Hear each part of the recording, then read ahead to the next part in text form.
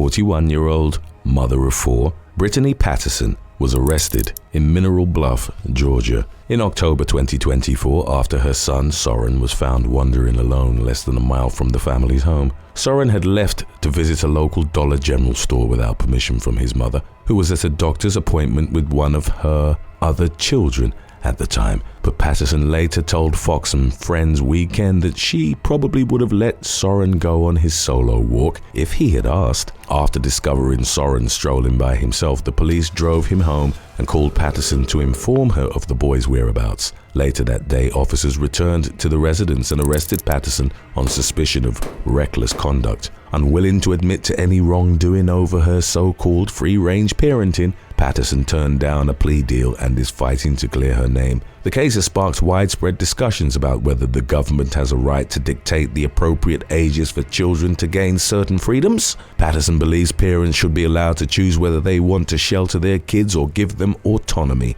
She has refused to place a GPS tracker on Soren's phone at the urging of Georgia's Division of Family and Children's Services, arguing that the agency is trying to impose a safety plan on her son when he wasn't unsafe to begin with. The outcome of the case remains to be seen. Number 14. Influencers' ill-gotten goods. In late October 2024, police in Cape Coral, Florida, received a call from a loss prevention employee at a local Target store where a security camera had recorded a woman stealing more than $500 worth of merchandise at a self-checkout register. The suspect reportedly scanned fake barcodes which charged lower prices for the 16 items in her cart. Hoping to catch the shoplifter, law enforcement posted a surveillance still image on social media and appealed to the public for help identifying the woman. They soon received an anonymous call from a tipster who named the accused thief as 22-year-old influencer and mother of two, Marlena Velez. The caller identified themselves as one of the suspect's more than 300,000 followers and provided the police with Velez's Instagram handle. While perusing her Instagram page, investigators discovered a video of the woman showing off the ill-gotten Target merchandise on the very same day as the shoplifting incident. In the footage, she could be seen inside the Target store picking out the items that she was accused of stealing. Velez was charged with one count of petty theft between $100 and $750. She deactivated her Instagram account shortly after her arrest, and news of the incident has drawn attention to her criminal history, which includes a previous grand theft auto charge for stealing and crashing her friend's car. People have also started to call the vlogger out on what now appear to be false claims of earning a high income through her social media content. Number 13. Warning people about a police sting.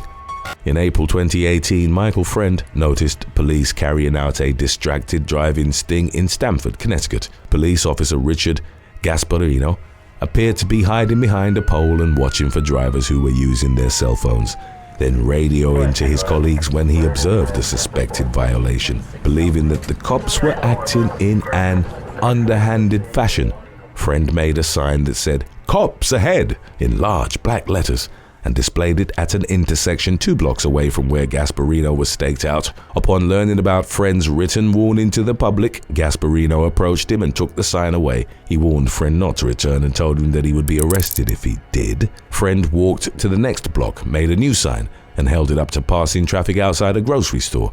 A half hour later, Gasparino arrived and arrested Friend on suspicion of interfering with an officer. The misdemeanor charge was dropped, with the prosecutor admitted in court that the sign had actually benefited public safety by causing passing drivers to get off their phones. Friend sued Gasparino and the city of Stamford, alleging that his First, Fourth, and 14th Amendment rights had been violated. A federal judge ruled in Gasparino's favor, but Friend challenged the ruling. In February 2023, a 3-judge appeals panel ruled that Gasparino had no lawful reason to arrest Friend or to order him to stop displaying the sign. In its ruling, the panel wrote that the lower court had looked for Friend to accuse the distracted driving sting of being illegal or improper. The appeals court determined that Friend had a right to object to the sting regardless of whether or not it was illegal, and his right to sue the police over the previously dismissed allegations was restored. Number 12. Driving drunk in a horse-drawn buggy. Shortly before 3 a.m. one morning in May of 2022, Astabula County deputies responded to 911 calls about an Amish buggy being all over the road in Orwell, Ohio. We might have it stopped. Nope. Disregard. He just rammed it into my car. Hey, stop your horse. As they tried stopping the horse-drawn vehicle, a deputy noticed that a young man was passed out in the front seat with a can of Bud Light beer in plain view. In body cam footage of the unusual traffic stop attempt, one member of law enforcement could be heard yelling at the driver, who remained slumped over. He also yelled, "Whoa!" several times in an apparent attempt to command the horse to stop, but it didn't work. After a brief low-speed pursuit, the buggy finally stopped. As deputies tried to get the horse under control, it lunged forward, causing the buggy to crash into a patrol car. The driver, 21-year-old Nathan Miller, was thrown from the buggy but avoided serious injury. He refused to undergo a field sobriety test but consented to a breathalyzer, which revealed a blood alcohol content of 0.063. Miller was placed into the back of a police cruiser while fellow community members kept the horse calm, and he was charged with operating the vehicle while under the influence. Number 11. Thong-clad thief. In March 2019, a New York man was arrested for stealing 2 packages of fried ravioli and a 6-pack of beer from a Connecticut supermarket. 61-year-old Randall Heighton, who was reportedly living out of his car at the time, was released on a promise to appear in court. 5 months later, in September 2019, Fairfield officers responded to a reported shoplifting incident at a deli and found Heighton sleeping outside in hot pink thong underwear. Witnesses had called 911 after seeing the suspect touching himself inappropriately, and Heighton was charged with public indecency. When officers confronted him, he said, "I always sleep this way." In addition to being arrested, Heighton was banned from returning to the deli. Number 10. Cremain-laced drug bust. In December 2019, police in Menomonee Falls, Wisconsin, received information about drugs being sold out of a local residence. Officers smelled fresh marijuana while attempting to visit the residence of 26-year-old Austin Schroeder and his girlfriend, 21-year-old Caitlin Geiger, who refused to let them inside. Using confidential informants, law enforcement set up a series of controlled buys. In early January of 2020, the Waukesha County Metropolitan Drug Enforcement Group executed a search warrant at the home, where they found glass smoking devices, a grinder, dried poppy pods, broken MDMA tablets, and nearly 70 grams of marijuana. Officers also found 3 safes containing a large amount of gold and platinum and multiple unknown vegetable-like materials and an unknown powder. During questioning, Geiger reportedly told police that Schroeder creates drugs with chemicals using pot on a stove. She claimed that she wasn't allowed in the room where the safes were found, but admitted that she believed the safes contained marijuana. When asked about the mysterious powder and vegetable-like materials found inside the apartment, Schroeder indicated that it was all legally owned and he mixed these substances for a variety of reasons.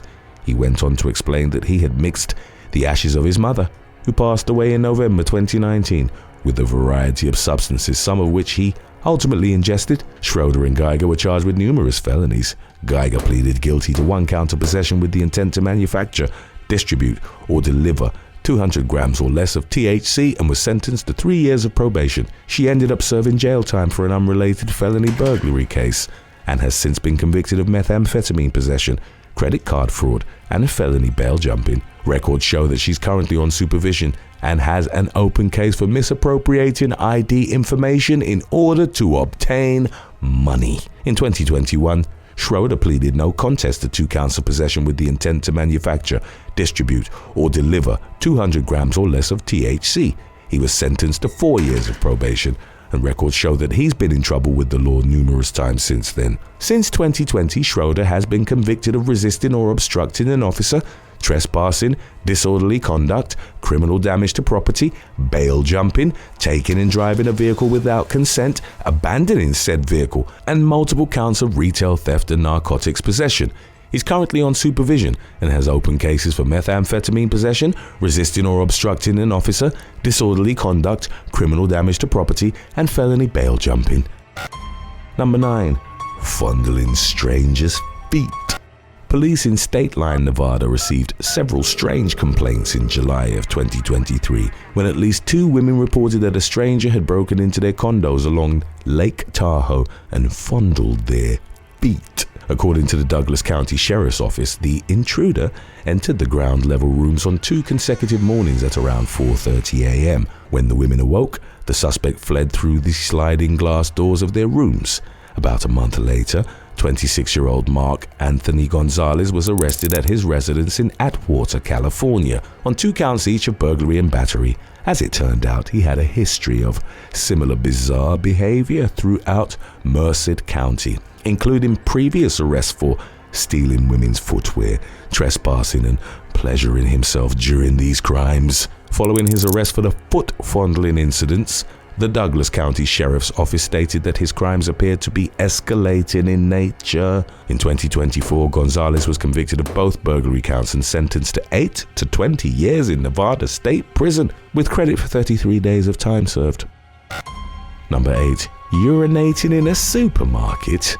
While responding to a complaint about a shoplifter who was behaving erratically in December 2023, police in Maricopa, Arizona spotted the suspect walking through a supermarket with his privates exposed. The store's manager told officers that 24-year-old Joseph Chi had hidden merchandise in his clothing and was walking around with a rotisserie chicken, while another employee accused him of urinating in one of the store's aisles. Upon approaching Chi, the cops noticed that his clothing was covered in urine and that his breath smelled like beer and chicken. Take it, you can't smell it? Like I said, I could smell it on it. Oh, there's a bite on it right there, huh? Here. That was all the grease I had on it. Yeah. It was cleaned out. But, oh, it's already cleaned up? Yeah. Okay. In one of his pockets, they found a can of stolen beer, and a partially eaten rotisserie chicken was found elsewhere inside the store. Because Chi only had $5 in his possession, the police concluded that he planned to steal the items since he was unable to pay for them. He was booked into the Pinal County Jail on suspicion of felony indecent exposure and misdemeanor counts of shoplifting and criminal nuisance. Have a seat. I'll keep you warm in the back of the car.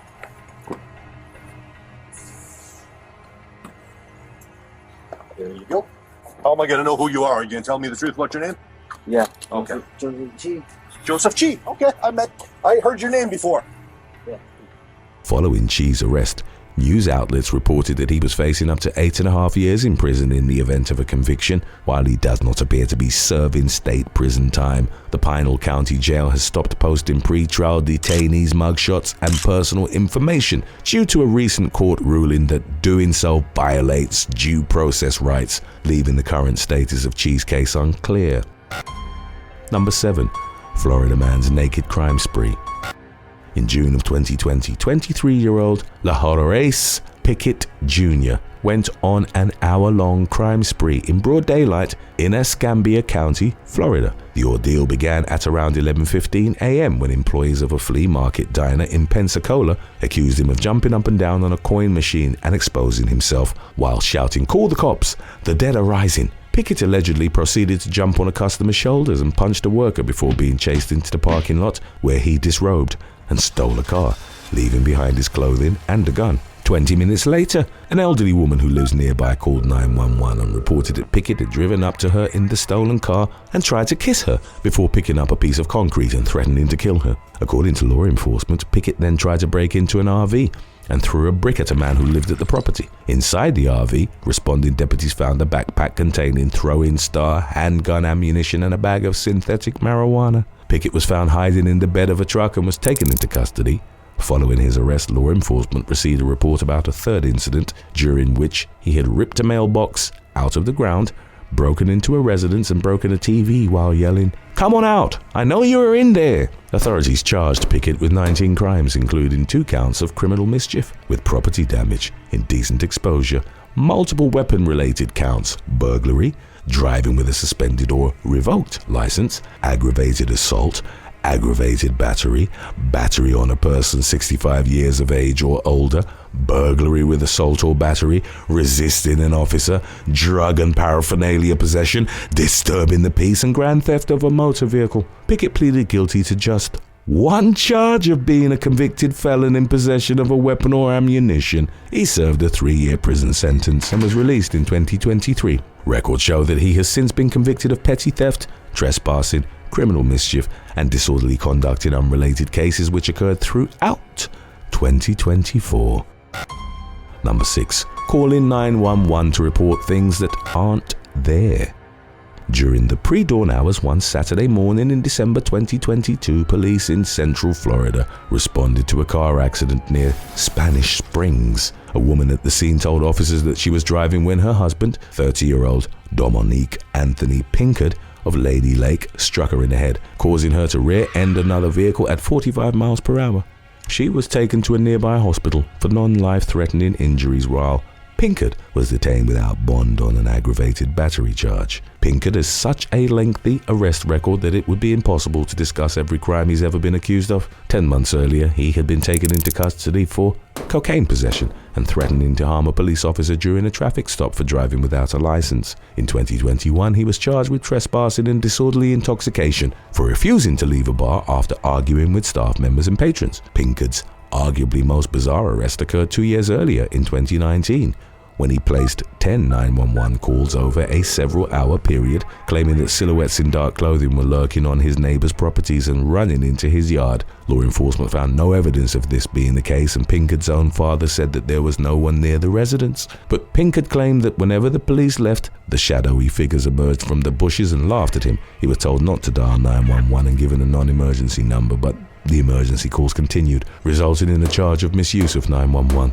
6 years earlier, in 2013, Pinkard fell asleep on a stranger's couch in Lake County while committing a home burglary. The homeowner arrived at the residence to find him snoozing away with their stolen jewelry in his hand. Pinkard served an 8-month sentence for the crime and has somehow managed to avoid landing back in prison ever since, despite accumulating an extensive rap sheet over the last decade. It appears as though his most recent case for hitting his wife was dismissed due to a lack of information. Number 5. Licking a stranger's hair. An 18-year-old woman was enjoying a day of shopping at the Arbor Place Mall in Douglas County, Georgia, during the summer of 2024 when a stranger licked and sucked on her hair. Identified by law enforcement as 35-year-old Devon Davis of Albany, New York, the suspect was charged with simple battery and willful obstruction of law enforcement officers. He bonded out of jail shortly after his arrest and was ordered to stay away from the mall. Speaking with Fox 5 Atlanta, fellow shoppers described the incident as weird and gross, with one man saying that he would make sure to keep his wife and kids away from someone who behaved like that. Another mall patron, Joyce Taylor, told the news outlet that if she were the victim, she would have responded in a way that would have likely landed her in jail. But she said the incident wasn't going to stop her from continuing to shop at the mall, and that it's important for people to be vigilant about their surroundings. Number 4. Robert Somley. After being evicted from his home in Monroe, Connecticut in 2018, 53-year-old landscaper Robert Somley sought help from a female co-worker with moving his belongings out of the residence. While loading a trailer, Somley told the married woman he needed a break and went inside. A short while later, the woman went looking for him and found him at his laptop, unclothed and watching adult videos. According to reports, Somley told his co-worker that he needed to relieve himself before he continued with the moving efforts. The woman decided to give him some privacy and left the room, only to return a short while later to find Somley smearing maple syrup on himself. Unexpectedly turned on by the sight, she joined him, and they incorporated the use of blueberry jelly into their frisky food romp. When Somley's co-worker later found out that he had filmed the encounter, she demanded that he delete the footage. He allegedly refused and was arrested on a voyeurism charge. Shortly thereafter, he was accused of calling the woman and ordering her to drop the case, resulting in his second arrest on charges of violating a protective order and witness tampering. According to police, Somley also called the woman's friend and threatened to destroy the victim and go public with her name unless she dropped all charges. In the meantime, the so-called maple syrup man reportedly received an offer to go on the Howard Stern show, but never appeared. Somley maintained his innocence and fought the case. A jury found him not guilty of violating a protective order, while the other charges languished in court for 3.5 years. In May of 2022, Somley was placed in a pre-trial probation program called Accelerated Rehabilitation. This meant that he would avoid any criminal convictions as long as he avoided committing any crimes over a 1-year period to follow. Somley hailed the outcome as a victory, with his lawyer reassuring the judge that his client would never end up in court again. Number 3. Staging a SWAT standoff for no reason. while responding to a reported car accident in Melbourne, Florida, in January of 2022. Police found an abandoned white Scion with front-end damage sitting along some southbound railroad tracks. Based on witness descriptions, law enforcement launched a ground and air search for the 250-pound man who had fled the scene on foot prior to their arrival. Meanwhile, an oncoming train nearly hit the vehicle but managed to brake just in time to avoid a collision. As a tow truck driver worked to remove the Scion from the railroad tracks, another train passed through on the northbound tracks without stopping, coming within inches of the vehicle. While searching the backyard of a nearby residence for the fleeing suspect, the homeowner appeared at the back door of the house. The officers identified themselves as law enforcement, and the man reportedly pointed a revolver at them before stepping partially back inside. He appeared to be loading the gun, prompting the officers to take cover and call for backup. Identified by police as 53-year-old Charles Kohler, the man ignored orders to surrender. He finally came outside and gave himself up peacefully after spotting a heavily armored vehicle outside. During this time, other police officers paid a visit to the residence of the Scion owner, 72-year-old Alan Parento. He wasn't home, but a neighbor gave the cops his phone number. During a call, Parento told an officer that he was injured, but refused to disclose his location. He was eventually spotted by a helicopter and taken into custody on suspicion of resisting an officer without violence and leaving the scene of a crash with property damage. Parento was also cited for careless driving. Kohler was charged with resisting an officer without violence and 2 counts each of aggravated assault with a firearm and using a firearm in the commission of a felony. Records show that 3 of the charges have been dropped while the case remains open on 1 misdemeanor count of resisting and a felony aggravated assault charge. As always, thanks for watching. Be sure to subscribe and maybe it will be your video that we'll be doing next. Number 2. Trying to outswim the cops. In April 2024, a pair of Florida Fish and Wildlife Commission officers stopped a couple for alleged boat violations off the shore of Key West. The driver, who identified himself as AJ, was not the boat's owner. He claimed that the vessel belonged to a friend, but neither he nor his girlfriend had their IDs with them. When the officers questioned AJ about whether there were any warrants for his arrest, he became noticeably agitated. Instead of answering the question honestly, he insisted he was doing nothing wrong. Is that why you're freaking out? You are. This isn't my boat. My point is like, usually when people start acting like that, it's because they got a warrant. Do I have one? Well, that's what she's saying. You're wanted. Yeah, you have a warrant? I don't know. That's what I'm asking. Okay, can you send the confirmation? No. Thank you. You have a protection order? I have a child support order. Okay, that's a protection order. Through my job, but I pay my stuff. I talk to my kids. I'm just asking. A protection order pretty much is that you can't be with a certain person. That's yeah, what that against Dana. She's in okay. Jacksonville or St. Augustine. Look, I don't like every time it goes wrong. Okay, cool.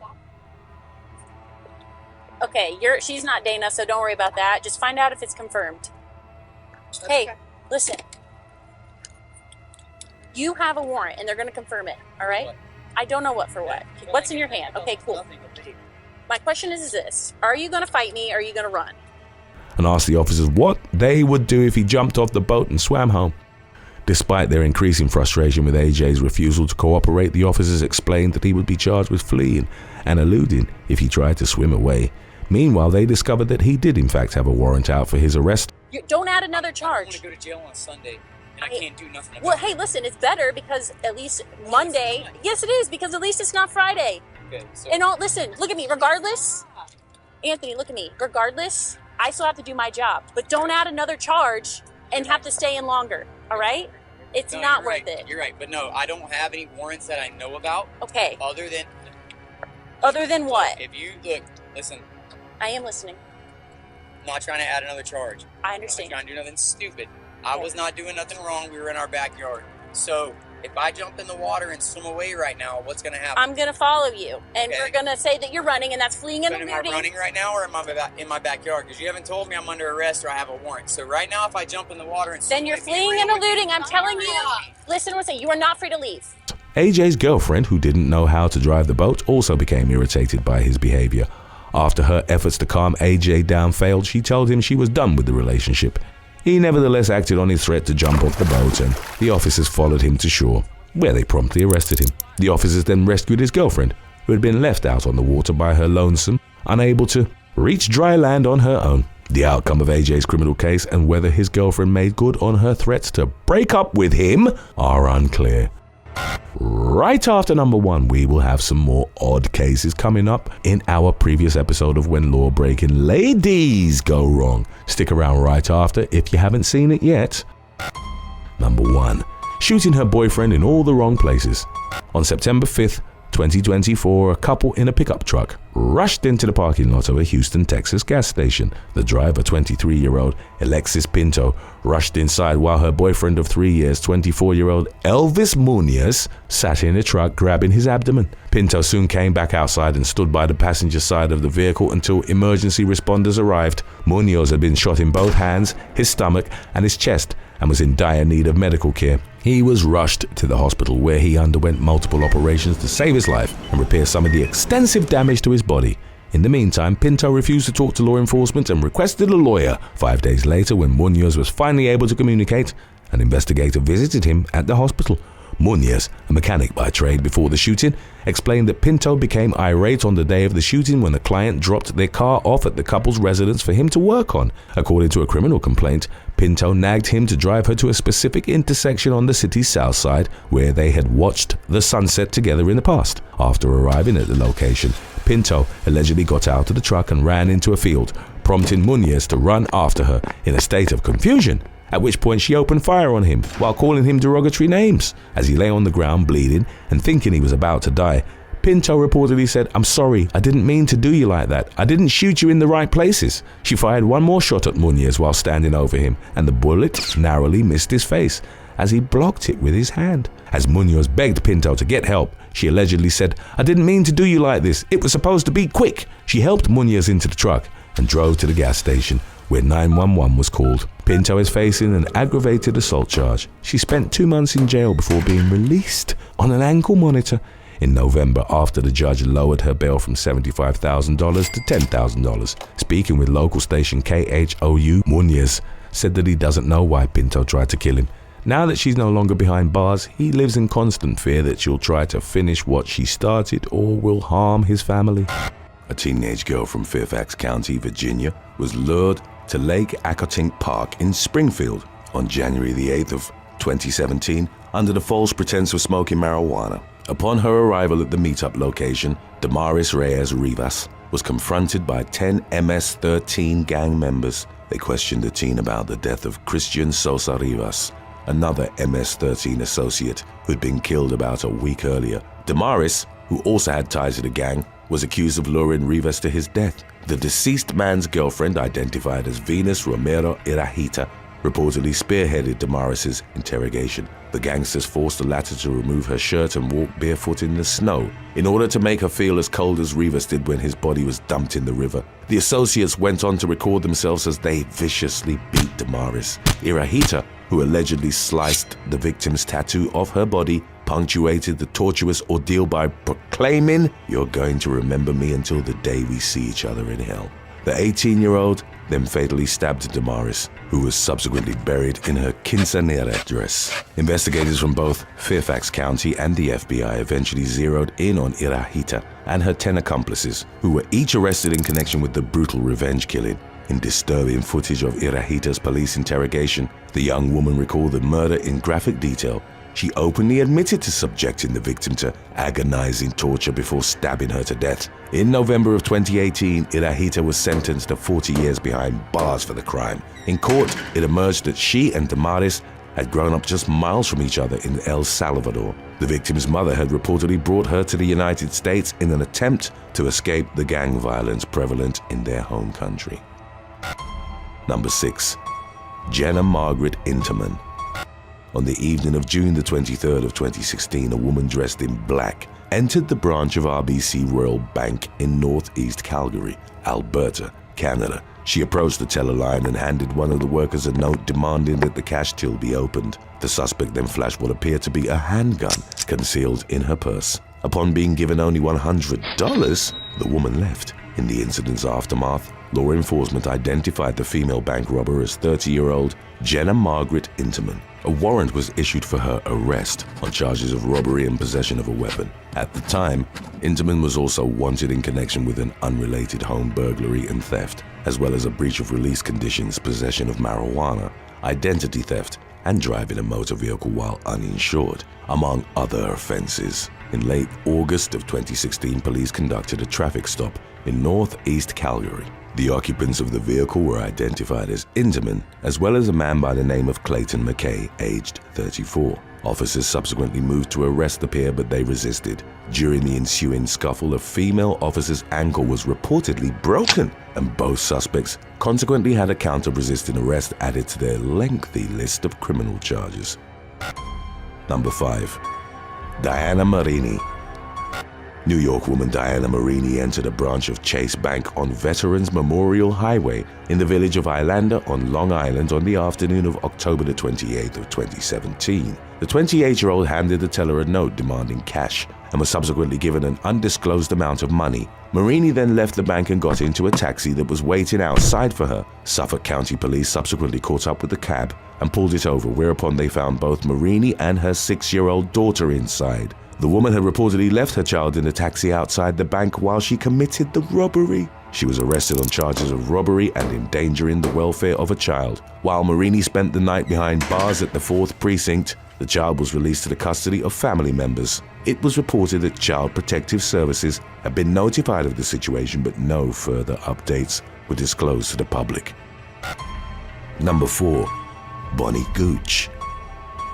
Authorities in Pleasant Hill, Missouri, received a tip about a robbery in progress at Goppert Financial Bank on April 5th of 2023. Upon arrival, responding officers were told that the suspect had already left. Witnesses were, however, able to provide a description of the suspect, an elderly woman, and the vehicle in which she had departed. Police subsequently spotted the car less than 2 miles from the bank and initiated a traffic stop. A search of the vehicle reportedly yielded evidence that the woman behind the wheel had in fact committed the robbery, as there was money strewn all over the floorboards. The suspect, identified as 78-year-old Bonnie Gooch, was consequently taken into custody on a charge of stealing or attempted stealing from a financial institution. According to subsequent reports, Gooch had handed one of the tellers a note that read, "This is a robbery. I need 13,000 small bills." As shown in surveillance footage, the woman eventually pounded on the counter, telling the bank worker to hurry and give her the cash without counting it. In a note seized by the police as evidence, Gooch had also written, "Thank you. Sorry, I didn't mean to scare you," before leaving. Court records indicated that when she was subsequently pulled over, officers noted that she smelled strongly of alcohol. Following her arrest, it came to light that it wasn't the first time Gooch had been busted for robbing a bank. Back in 1977, she reportedly held up a bank in California and was ultimately convicted of the crime in court. In 2020, at the age of 75, Gooch was accused of robbing a bank in the Kansas City suburb of Lee's Summit. Her probation in connection with that heist ended in November of 2021. Number 3. Caitlin Armstrong. A professional cyclist by the name of Anna Mariah Wilson traveled to Austin, Texas, ahead of the gravel low-cost bike race in May of 2022. She was reportedly staying with a friend who came upon Wilson dead in her apartment on the night of May the 11th. Surveillance footage revealed that a vehicle belonging to 35-year-old Caitlin Armstrong had pulled up outside the home shortly before Wilson was gunned down. Discharged rounds recovered from the crime scene would later be matched to Armstrong's 9mm handgun. A week after the shooting, a warrant was issued for Armstrong's arrest. By that time, however, the woman had already fled to New York. After a month-long manhunt, authorities finally tracked her down to Santa Teresa, Costa Rica, in late June. U.S. Marshals subsequently brought Armstrong, a yoga teacher by trade, back to Texas to stand trial for Wilson's murder. She pleaded not guilty during a hearing in July, with the trial originally slated to begin in October of 2022. However, following a series of postponements, the defense team secured yet another delay as they continued to gather evidence. A new start date was then scheduled for October the 30th of 2023. As the case languished in court, details emerged regarding the likely motive for the homicide. The victim had reportedly been having a fling with Armstrong's then boyfriend, Colin Strickland. Armstrong learned of the affair and decided to eliminate her love rival outright. The shooting unfolded just moments after Strickland had dropped Wilson off at her apartment following a night of swimming at Deep Eddy Pool in Austin. Number 2. Brienne Basarich. A 31-year-old exotic dancer from Lakeland, Florida, came under law enforcement scrutiny after posting several threats of extreme violence online under the Tumblr username Taking Lives. The individual in question, identified as Brienne Basarich, repeatedly expressed homicidal urges in her social media blogs. In one post, she stated she was pretty excited about her plans to purchase an AR-15, as well as other firearms. She described a vision she'd allegedly experienced about a venue with only one way in and out, where she fantasized about committing a mass shooting. In the same vein, Basarich openly expressed her admiration for serial killers and mass murderers, while professing her love for the true crime genre as well. The woman, who stood 5 feet and 1 inch tall on a 135-pound frame, was at work when her mother called her and asked her to come home one day in January of 2019. When she arrived at her Elon Crescent residence, she was taken into police custody on a felony charge of written threats to kill, do bodily injury, or conduct a mass shooting. Basarich was subsequently booked at the Polk County Jail before being released on a $5,000 bond. The woman had reportedly worked at Showgirls Men's Club in Plant City leading up to her arrest. During a press conference, a police spokesman indicated that Basarich did not actually pose a direct threat to the public, despite her online pontifications. Number 1. Kathleen Ann Celaya. On April the 21st of 1975, the Crocker National Bank in Carmichael, California, was robbed by members of the militant far-left organization known as the Symbionese Liberation Army. During the course of the robbery, one of the armed suspects inadvertently discharged her shotgun, leading to the death of a mother of 4 who'd been depositing money for her church. Another one of the robbers, identified as Kathleen Ann Celaya, allegedly kicked a pregnant teller in the abdomen, causing her to suffer a miscarriage. Police later raided Celaya's room at the SLA Safe House in San Francisco, where they found a 9mm pistol, as well as ammunition that appeared to match similar cartridges found in the body of the woman who'd been gunned down during the robbery. A few months later, a bomb that came perilously close to detonating was discovered underneath an LAPD patrol car that had been parked in front of an IHOP. Another bomb was subsequently found beneath a squad car outside a police station about a mile away. Celaya was accused of planting the bombs to avenge SLA members who'd been killed in a shootout with police the previous year. After being indicted by a grand jury for the pipe bomb plantings, Celaya went underground. She assumed the alias Sarah Jane Olson and remained a fugitive for the next 23 years. While on the run, she moved to Minnesota, married a physician, and gave birth to 3 daughters. In 1999, Celaya was featured on the TV series America's Most Wanted, which generated a tip to the authorities that ultimately led to her capture that June. She pleaded guilty to 2 counts of possessing explosives with intent to murder, but continued to publicly profess her innocence. In 2002, Celaya was sentenced to 14 years in prison. The following year, she reached a plea deal in connection with the deadly shooting committed during the Crocker National Bank robbery. She was consequently hit with an additional 6-year sentence to be served concurrently with her 14-year sentence. Despite never publicly expressing regret or remorse for her various misdeeds, Celaya was released after serving only half her prison term. In the years that followed, the former political extremist largely stayed out of the headlines. However, she was arrested in November of 2020 after participating in a march on Interstate 94 in Minnesota following the US presidential election. In the end, she was ordered to pay a small fine. Thanks for watching. Would you rather give up drinking or give up driving, and why? Let us know in the comments section below.